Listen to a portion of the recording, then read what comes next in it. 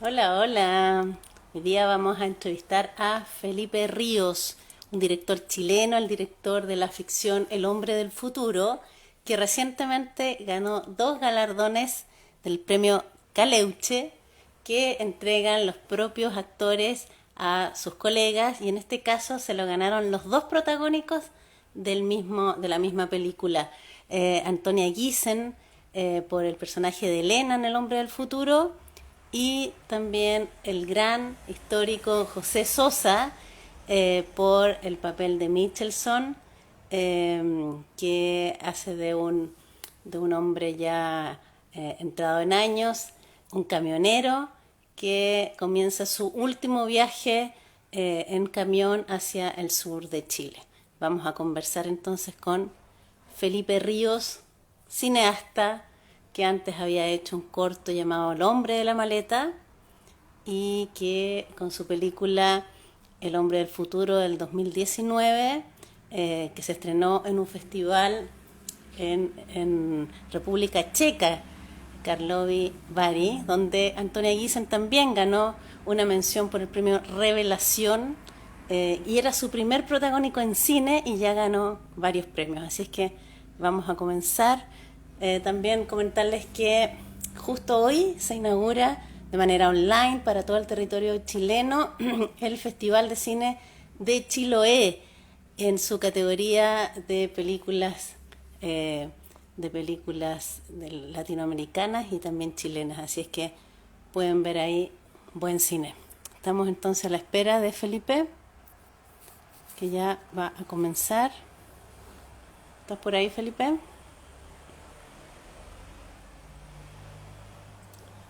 Felipe Ríos, director de El hombre del futuro. No sé si por ahí ya Felipe viene en camino. Ahí está Felipe Ríos. Felipe Ríos Fuentes. Felipe Ríos Fuentes, director de El hombre del futuro. Ahí ya está entrando este director chileno. Hola Felipe, ¿cómo estás tú? Qué gusto. Hola Marisol, ¿cómo te va? Bien, bien, veo que ya estás de vuelta en Santiago después de un viaje de vacaciones en la Patagonia, ¿verdad? Sí, sí, llegué hace poquito. Estuve ahí en esas tierras que me gustan tanto.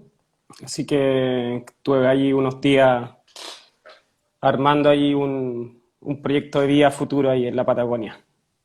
Ah, así como para irse a vivir allá. Sí, sí, en eso estoy. Estamos recién empezando con mi pareja, ahí tratando de armarnos, conociendo a la gente, adaptándonos, así que si todo sale bien, ojalá que el próximo año ya podamos estar instalados allá. Pero qué bonita noticia, tú tienes fijación con ese territorio patagónico, como ha quedado demostrado en tu primera película, El hombre del futuro, que acaba de ganar en estos días un doble premio de los premios Caleuche a los dos mejores actuaciones de protagónicos, y eso es un tremendo mérito. Los dos protagónicos de la película ganaron este premio. Estamos hablando de José Sosa, un tremendo actor chileno de amplia trayectoria que hacía harto tiempo que no actuaba en cine chileno, así es que ahí nos vas a contar cómo lo convenciste para actuar contigo. Y por otro lado, la increíble Antonia Giesen, una joven actriz que en contraposición por primera vez hacía cine. ¿Cómo se pudo dar este fenómeno de tener dos actores, uno con mucha experiencia y otro recién comenzando en esta película, El hombre del futuro, que está en onda media, así que todos y todas la pueden ver ahí? Sí, fue bien increíble, la verdad, la posibilidad de trabajar con ellos dos. En cuanto a que los dos son súper buenos actores. Y claro, cada uno está en una etapa súper diferente. O sea, José Sosa bueno, tiene una trayectoria larguísima, pero hasta ese momento no había tenido, a excepción de un par de trabajo, no había tenido un protagónico fuerte desde hace mucho tiempo. O sea, desde, lleva un montón de tiempo y él había, claro, es muy conocido, todos lo recordamos por sus trabajos en teleseries sobre todo, pero siempre había tenido papeles más bien secundarios o terceros. Sí, yo tenía muchas ganas de trabajar con él hace mucho tiempo. De hecho, cuando escribía la película siempre eh, iba escuchando su voz cuando escribía los diálogos, me imaginaba su cuerpo, qué sé yo, entonces su mirada, qué sé yo, entonces nada, siempre lo tuve muy en mente y la verdad es que fluyó bastante bien desde el comienzo. Yo empecé con José desde, incluso antes de terminar el guión, ya estaba en conversaciones con él. Él también aportó muchísimo a la historia, a cómo ir construyendo el personaje en el papel también. Eh, y después cuando se sumó Antonio también fue un poco lo mismo. Ahí hubo una búsqueda más larga de casting, eh, donde la Moira Miller hizo ahí una pega súper buena, buscando gente, y claro, ahí está como ese riesgo, por decirlo de alguna manera, porque ella, claro, nunca había tenido un papel protagónico, pero fue súper lindo el trabajo porque se combinaban estas cosas, de José tener mucha experiencia y como un poco venir de vuelta, y Antonia que estaba como con mucho hambre como de poder trabajar. Entonces se complementaron súper bien esas dos energías. Ellos tuvieron una química súper buena y trabajamos muy juntos los tres desde el principio.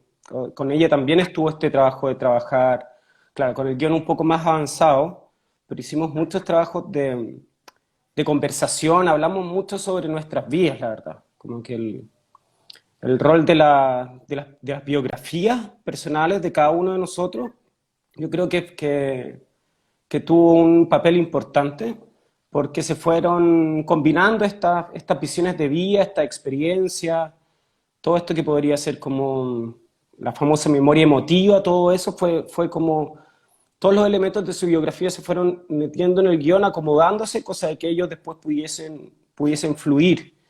Entonces, fue muy bien bonito ese trabajo, como ese triángulo que se armó allí. Además de todos también los secundarios, que también eran todos súper buenos actores. Ah, y se unió la Dani Pino, mi amiga valdiviana. Saludos, Dani. Súper. Sí, ella también tiene unas canciones súper interesantes, además de su trabajo actoral de Daniela. ¿Cómo fue Sí, una evolucionando, genia. cómo fue evolucionando el guión justamente en relación a lo que tú mencionas de las biografías y las historias y la memoria emotiva? Entiendo que tú al principio pensabas más bien escribir una historia sobre la Patagonia y sobre camioneros y luego fue evolucionando más hacia la relación entre padre e hija. ¿Cómo influyó tu propia vivencia, probablemente distinta, pero en la revisión de los vínculos familiares?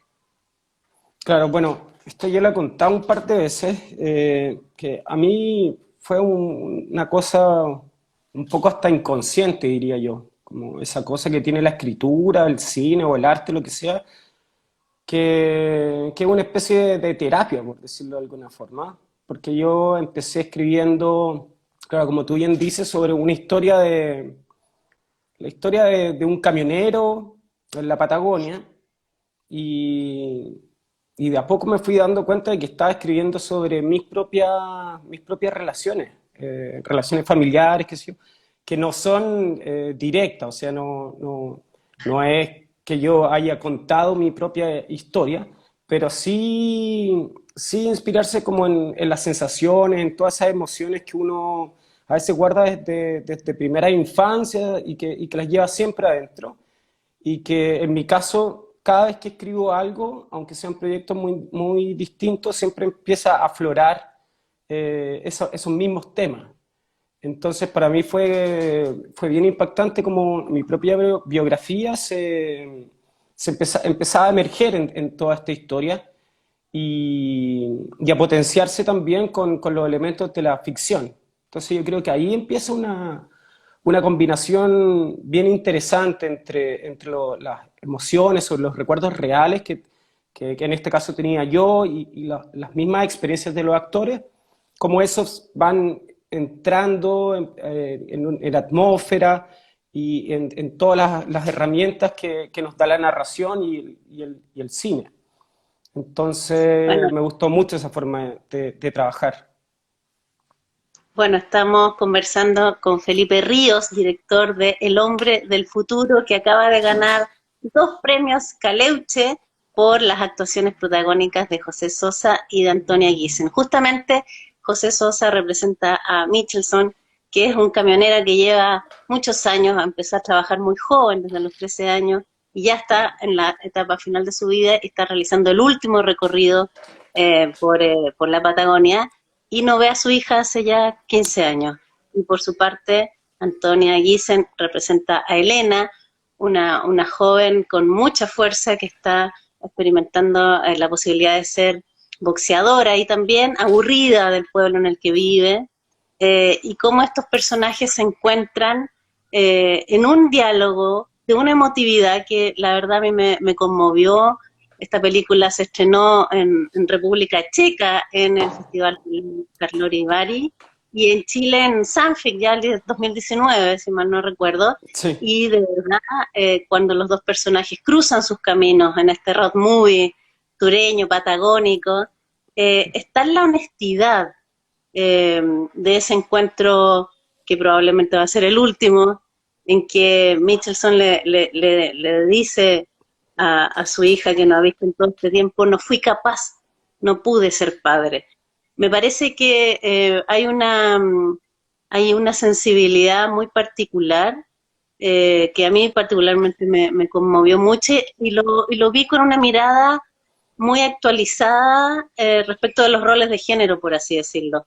Eh, Ujú. ¿Cómo te influyó a ti estas nuevas miradas sobre los vínculos, sobre los afectos, sobre la capacidad de un hombre que fue criado seguramente con otra lógica Mm. machista, de padre ausente, y por otro lado estas mujeres jóvenes eh, capaces de perdonar y seguir su camino solas de alguna manera? A Ujú. mí eso me llegó al alma y me gustaría que nos contaras cómo fue esa decisión de ese desenlace de este encuentro entre un padre ausente y una hija. Claro, bueno, encontré que en ese territorio y en esa generación, en ese rango etario como el de José, todavía está esta cosa como, como lo que sería la figura del marinero antiguo, qué sé yo, que está mucho tiempo, el hombre proveedor, viajero, que está mucho tiempo fuera de casa y que las mujeres tienen este rol doméstico en el cual no sé, me impresionaba mucho cuando hacía trabajo de investigación, cuando estaba con camioneros, que a veces se podían pasar mucho tiempo, un mes afuera, qué sé yo, y llegar a la casa y que les preguntaran qué había pasado y era un bien, todo bien, y hasta ahí quedaba sin entrar en detalle, cosas tan fuertes como, bueno, que todavía siguen sucediendo, tal vez en lugares, tal vez está más normalizado en lugares más rurales o más alejados, pero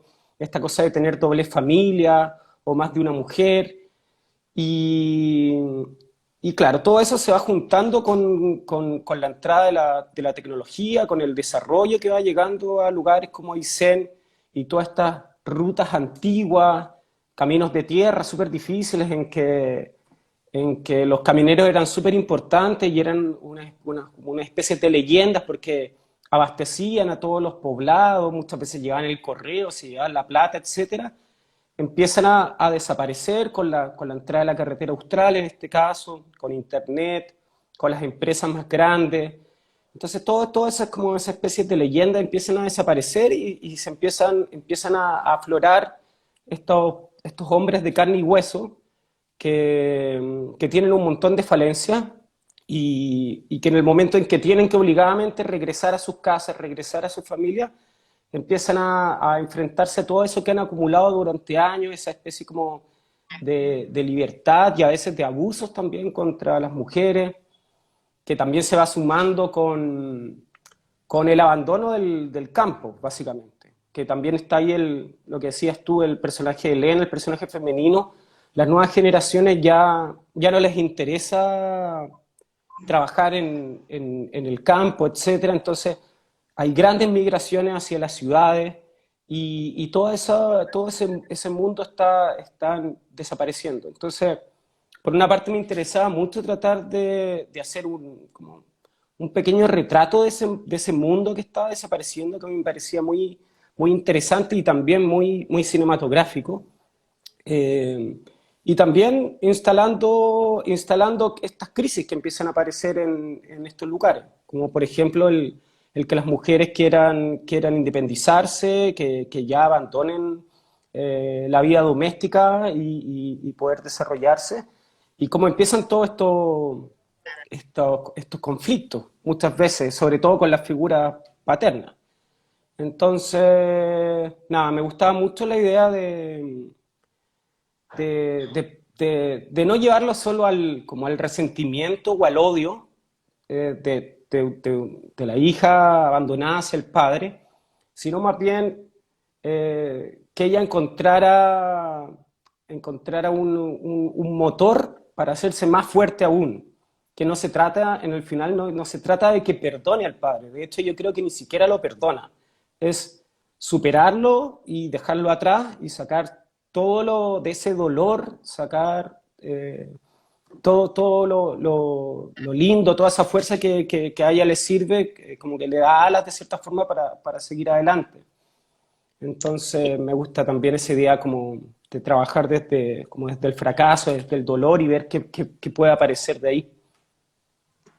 En ese sentido, a mí me da la impresión que el futuro más bien es de la mujer, es de ella, de esa capacidad de salir adelante, de cambiar de vida, de dejar atrás y de seguir avanzando en soledad, pero resuelta, digamos. ¿Por qué Claro. ese énfasis en el hombre? En tu corto anterior, el hombre de la maleta, también está la figura o la palabra hombre. ¿Cuál es tu vínculo con la revisión de las masculinidades, tal vez? ¿O por qué te interesa relevar la palabra hombre en los títulos de tu obra? Claro. Bueno, como tú bien dices, para mí el hombre del futuro, en este caso que es más bien genérico, yo creo que es claramente el personaje femenino. O sea, ella es la que puede, como de cierta forma, repetir la historia del padre, que eso para mí también es algo súper interesante y súper fuerte, como uno muchas veces se puede ir convirtiendo en lo que odia, tal vez. Y poder superarlo. O sea, eh, siempre quise que el personaje femenino partiera muy débil y fuese tomando fuerza y de cierta forma poder superar y quedar más fuerte de lo que está al principio. Me gustaba mucho esa idea. Y yo creo que también, siendo bien sincero, también creo que pasa por mi incapacidad de crear buenos títulos.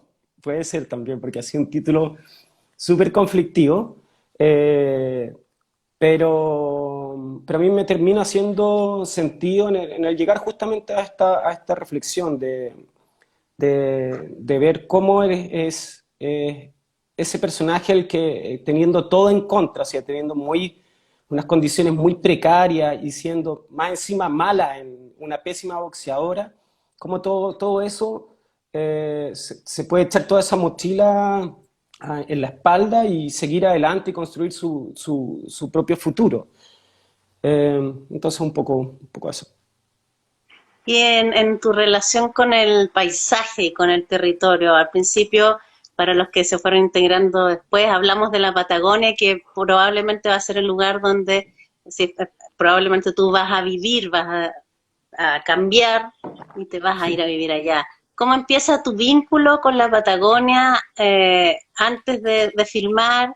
Eh, ¿Por qué la decisión de filmar en un terreno tan agreste, tan complejo? ¿Cuáles fueron las dificultades técnicas y de la filmación y del rodaje en relación al clima y al desafío de filmar por allá? Claro. Bueno, yo soy de Santiago y mis primeros acercamientos a la Patagonia fueron como turista. Eh, Yo lo primero fue asombrarme con el paisaje natural, con tener un contacto fuerte con la naturaleza, pero después de esa capa que yo creo que es como la primera que uno la asombra y que te dan como muchas ganas de registrarla, o sea, como esa como necesidad del turista de ir capturando con fotografías todo lo que uno tiene alrededor. Después pasando esa capa de la que yo me traté de alejar mucho, como ese deseo o esa mirada del turista, creo que empiezan a aparecer momentos de cotidianidad que tienen que ver mucho con la investigación que yo hice en ese territorio, o sea, de pasar mucho tiempo ahí, de viajar con camioneros, poder estar con sus familias, vivir en sus casas y estar sobre todo en los momentos de silencio, o sea, cuando llegan esos momentos de cotidianidad, como esos vacíos, esos supuestos espacios de nada, creo que ahí empezaba a aparecer algo que muy interesante, que a mí me gustaba mucho, que es justamente pasar esa mirada del turista. Porque lo más probable es que cualquiera de las personas que habitan esos lugares, el ver, no sé, un bosque con nevando o ver un pudú o qué sé yo, algo que podría ser como muy impresionante, hay un momento en que eso ya se convierte en la realidad y ellos empiezan a fijarse en otras cosas.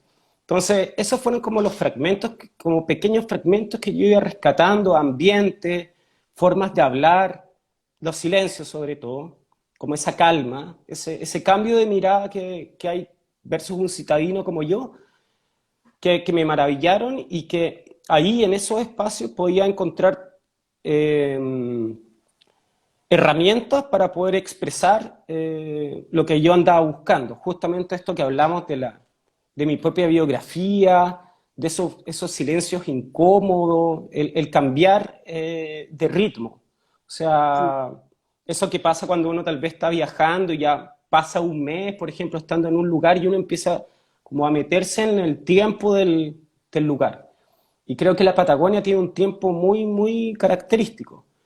Entonces, todos esos fueron elementos que a mí me sirvieron para ir construyendo todos estos ambientes, esta atmósfera. Y yo quería también que los actores y que el equipo entraran en esa misma energía, en ese mismo ambiente. Y, y también la idea de viajar. Creo que eso también es súper importante. O sea, es una película de viaje en pantalla, pero también a mí me interesaba el viaje del equipo y el viaje interior de los intérpretes, de los actores, que todos entráramos en esta situación para poder crear puestas en escena que fluyeran sin siquiera tanta intervención. Yo creo que mi trabajo con los actores fue más bien en la preproducción, mucho trabajo de conversación, de conocernos, algunos ensayos, pero una vez que ya entrábamos en esa dinámica era simplemente establecerlos en esta situación de viaje. Y el estar lejos de tu casa, el estar lejos de tu familia, genera eso, genera estados muy potentes que después se transforman en estas actuaciones. Entonces nos esforzamos mucho con el productor y con el jefe de producción en poder estar lo más posible en la Patagonia, a pesar de que se gastan muchos recursos, sobre todo el tiempo, en estos grandes traslados en lugares que tienen mal clima y caminos muy difíciles, y que eso también encareció mucho otras herramientas, como sobre todo recursos técnicos, y eso implicaba, por ejemplo, tener que trabajar mucho con la realidad, o sea, adaptarse a cómo iban cambiando lo que nosotros teníamos planeado, trabajar mucho con la luz natural, con personajes no actores de los mismos espacios, pero todo eso también, más que una crisis de perder el control de un rodaje, a mí me servían como una especie de motor para ir todo el tiempo desarrollando la creatividad y ir pudiendo encontrar soluciones a veces más artesanales, más simples, y que a mí me gustó mucho, a pesar de que fue súper rudo estar ¿Como filmando en... cuáles, como qué tipo de soluciones así más artesanales, por ejemplo, para hacerse una idea? ¿En relación al clima o qué? Bueno, por ejemplo, todo lo que tiene que ver con las puestas técnicas, sobre todo de fotografía. En un principio eran storyboards mucho más complejos, que estaban compuestos de muchas más imágenes, con movimientos de cámara, etcétera. Y todas esas cosas cuando llegamos a la lluvia, cuando llegamos al polvo, al viento, empezaron a fallar. Y rápidamente nos adaptamos a puestas mucho más simples, mucho más tradicionales, y también sacarle partido a un lenguaje más escueto, con menos elementos, y concentrarse mucho más en los actores, en lo que estaba pasando en las miradas, por ejemplo.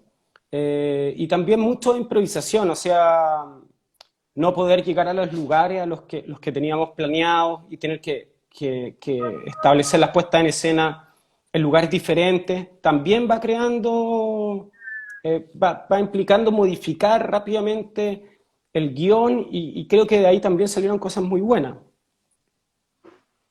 Así parece que lo han reconocido internacionalmente también. Ustedes estrenaron en un festival de República Checa, Carlo Vivari. ¿Cómo fue la llegada allá? Y donde además Antonia Guisen ganó una mención por revelación, o sea, primera vez que actúa en cine y ya se gana un premio allá. ¿Cómo fue entonces esta posibilidad de estrenar mundialmente allá? Bueno, eso fue bien bonito. Es un festival como con mucha tradición y que tiene mucha influencia soviética, es muy especial. Y a mí lo que más me impactó fue que siendo un lugar tan lejano como entre la Patagonia, lo que puede pasar entre la Patagonia y, y una ciudad tan pomposa y alejada como Carlos Ibarri, que empezaran que la gente empatizara, y idiomas tan distintos, etcétera. Entonces, eso me llamaba como que eh, me gustó mucho que la gente se pudiese reír o emocionar o sentir tristeza y empatizar con elementos, sobre todo la gente mayor. Yo creo que la gente mayor fue la que más enganchó con la película y que tenía que ver mucho también con su pasado de guerra y de separaciones familiares. Entonces ahí me di cuenta de que empieza a suceder ese fenómeno que tiene el cine de poder conectar con el espectador en cualquier territorio.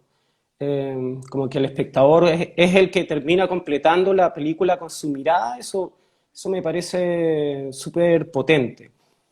Y yo diría que para mí más importante que ese festival, a pesar de que haya sido el primero, el estreno, para mí también fue súper emocionante el estreno en Aysén, o sea, el haber estrenado en Coyhaique y que justo en esos días estaba nevando y que se armaron colas y el teatro se llenaba.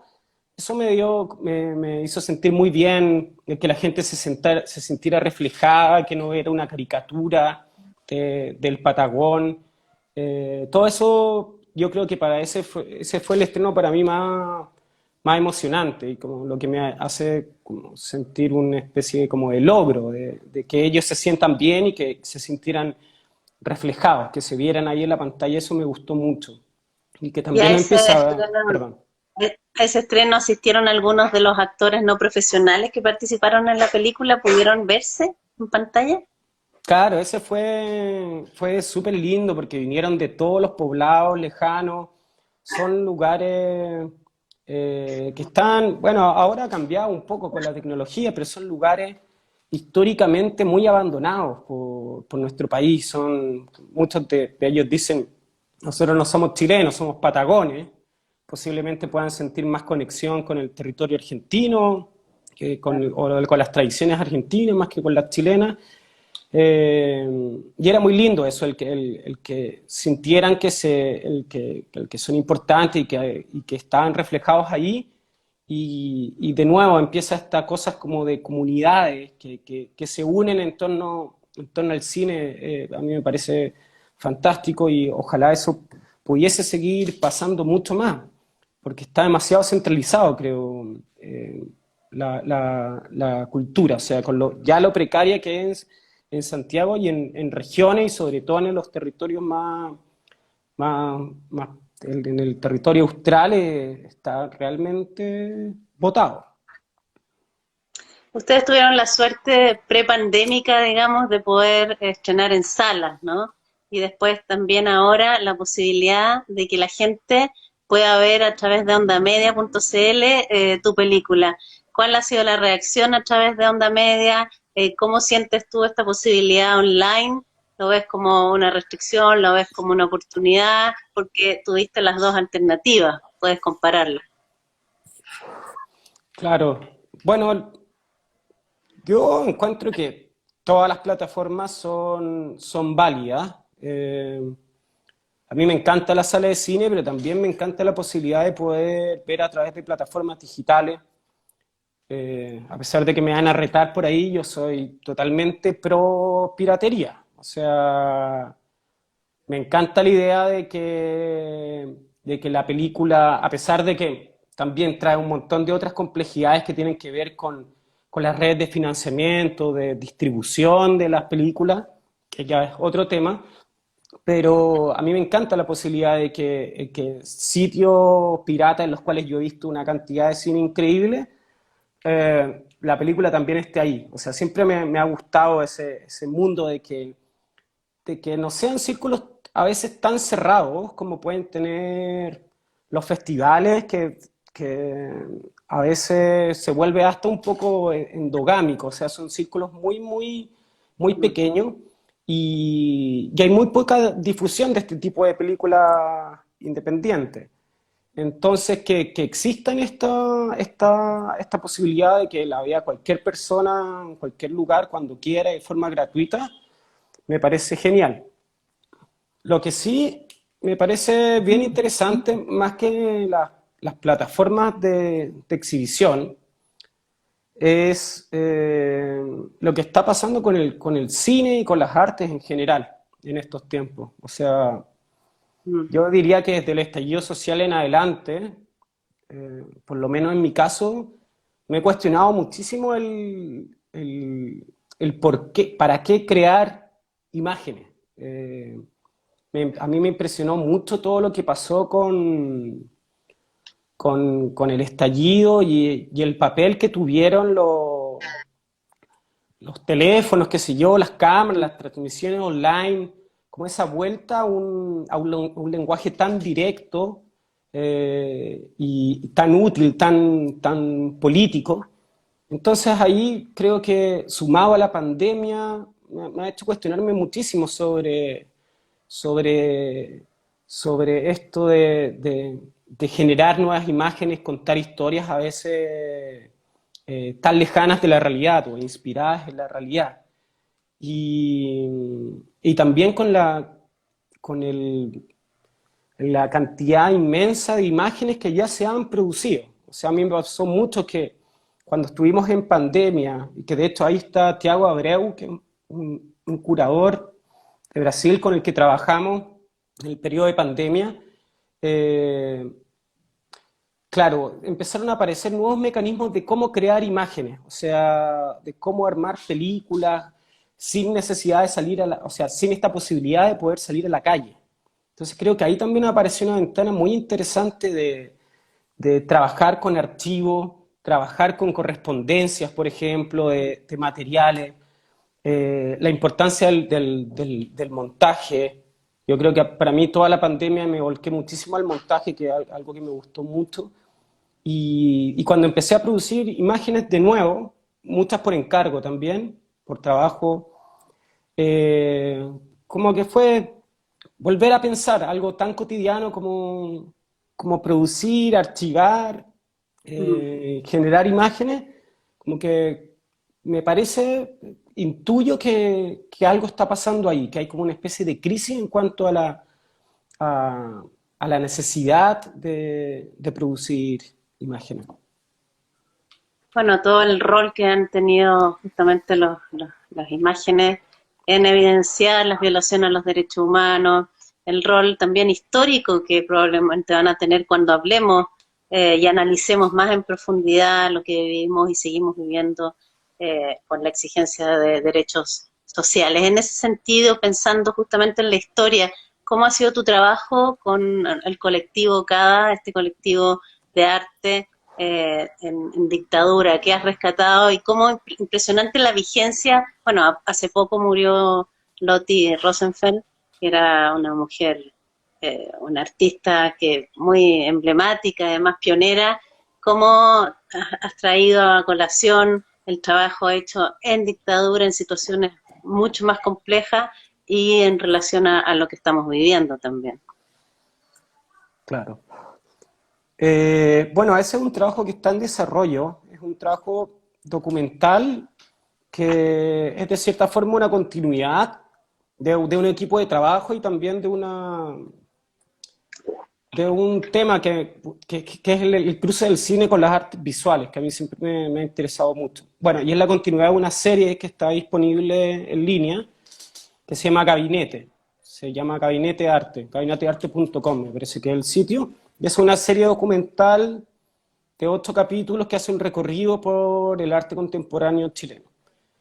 Y desde ahí hicimos un capítulo a Juan Castillo y a Raúl Zurita, que son dos integrantes de este colectivo, que es un colectivo de arte que nació en los años 80, que trabajaron muchísimo con instalación en espacio público, mucho con video también, y con un contenido político, o sea, de denuncia de lo que estaba pasando en esos tiempos con la violación a los derechos humanos.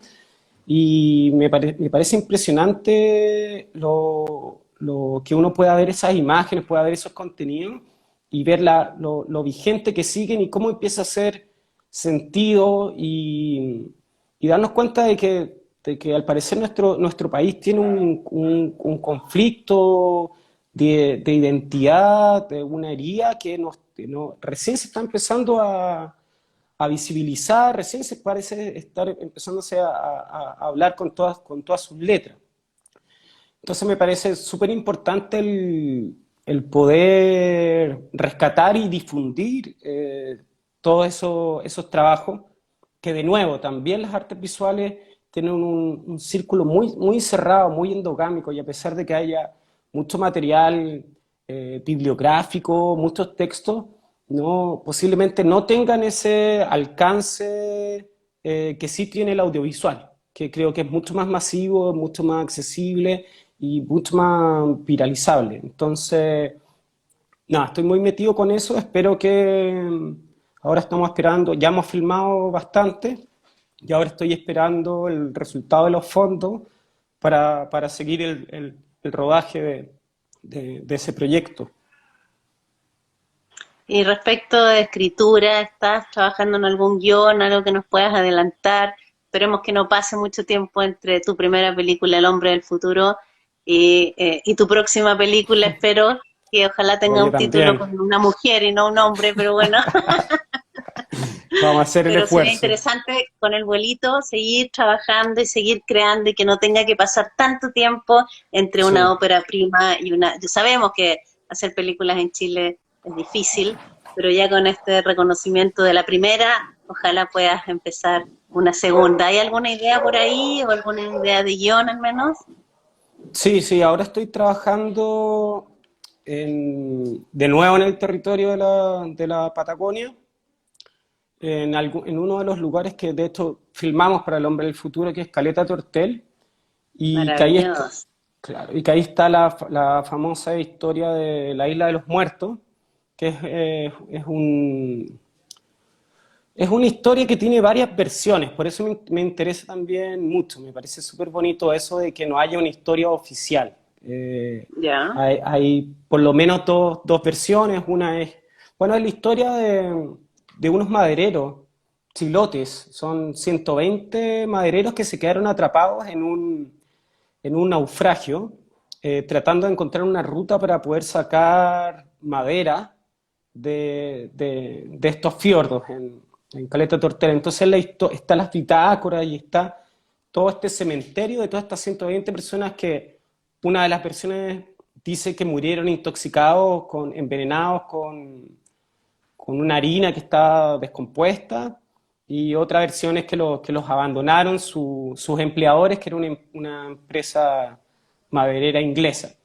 Pero bueno, me gustaba mucho esa idea de que transcurra todo en una isla muy pequeña, en un invierno súper crudo, y uno cuando lee las bitácoras puede ir viendo cómo la avaricia sobre todo, como el egoísmo y también mucho el tema de raza, o sea, como justamente esta idea como de clase y de raza que uno al leer, al ver esta historia, también puede seguir siendo igual de vigente que en ese suceso que fue a comienzos del 1900. Entonces me gusta mucho ese setting que tiene, que es personas atrapadas y tratando de mantener estas estructuras de poder y que terminan todos muriéndose de hambre producto de la ambición. Así que un poco en eso estoy trabajando, estoy escribiendo y ojalá poder avanzar rápido y que no sea un proceso tan largo como el de la primera, que es bien agotador también, la verdad. A mí me costó bastante seguir escribiendo, que un poco agotado después del proceso de la primera película, pero nada, después de un rato ya se recargaron las pilas y empezó de nuevo este como deseo de contar tantas historias que hay ahí escondidas en ese territorio que a mí tanto me interesa. Debe ser difícil desconectarse de esos personajes con los cuales viviste bastante tiempo y entrar en otra dinámica. Me imagino que está inspirado en estos hechos, pero va a ser una ficción también, ¿o no? Sí, sí, sí, es una ficción, pero claro, tiene como columna vertebral todas estas dos versiones que hay de la historia, que eso también a mí me gusta mucho, que esté contado desde dos voces, que una es la como de los patrones y el otro el de los empleados. Entonces eso también me gusta muchísimo, ese juego que pasa ahí. Ahí la lucha de clases permanece y persiste a pesar del tiempo. Total, totalmente. Bueno, Felipe, esperemos tener pronto noticias tuyas de nuevos trabajos. Muchas gracias por esta conversación. Yo vengo siguiendo tu película hace rato. En su momento me conmovió especialmente este vínculo entre un hombre adulto, viejo y una joven. Y reconozco que tú estuviste en mi lista de las mejores películas del 2019, porque me llegó al corazón esa mirada refrescante, distinta, que revisa los roles de género y además una mirada muy femenina, aunque venga de un hombre, en el sentido de esa sensibilidad y esa oportunidad para que estos personajes hablen eh, con el corazón abierto, digamos, es realmente una de las escenas más hermosas que yo he visto en el último tiempo. Así que muchas gracias por esa sensibilidad y esperemos que sigas creando en esa línea. Bueno, muchas gracias Marisol. Te aprovecho de agradecer también todo ese apoyo que le has dado a la película, con tus críticas, con tus escritos, con la difusión. Así que yo encantado y también voy a seguir leyendo todo tu trabajo, así que súper agradecido de este espacio. Bueno, y a todos los que se conectaron, que hay varios amigos por ahí, así que gracias para todos, para todas. No, fantástico, un abrazo grande y espero que puedas vivir en la Patagonia, que es el lugar donde está tu corazón al parecer. Así que muchas gracias a todos y a todas por estar. Chao, Gracias. chao. Chao, chao.